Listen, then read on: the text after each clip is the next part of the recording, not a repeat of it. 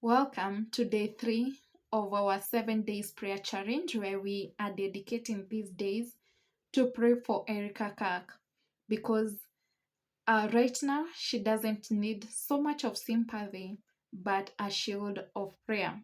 So today we are going to declare peace of Christ over her emotions and over her thoughts. And the Bible tells us in the book of Philippians chapter 4 and verse 7, and the peace of God, which surpasses all understanding, will guard your heart and your mind in Christ Jesus. So join me in this prayer. Father, we thank you because you're good and you're faithful. We thank you because at this hour, we are declaring peace that surpasses all human understanding to Erika and the family in the mighty name of Jesus. We ask that your peace is going to guard her emotions and her mind. Thank you because, Almighty Lord, there is nothing that you cannot do.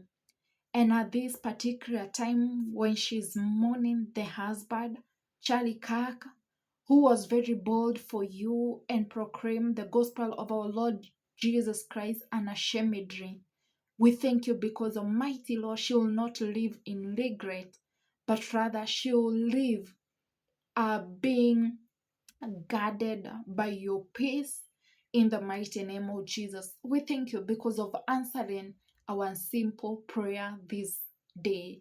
In Jesus' precious name, amen and amen. Please comment there, amen, or a declaration of peace to Erika Kirk. That's the best gift you can ever give someone who is mourning. Thank you and see you again tomorrow.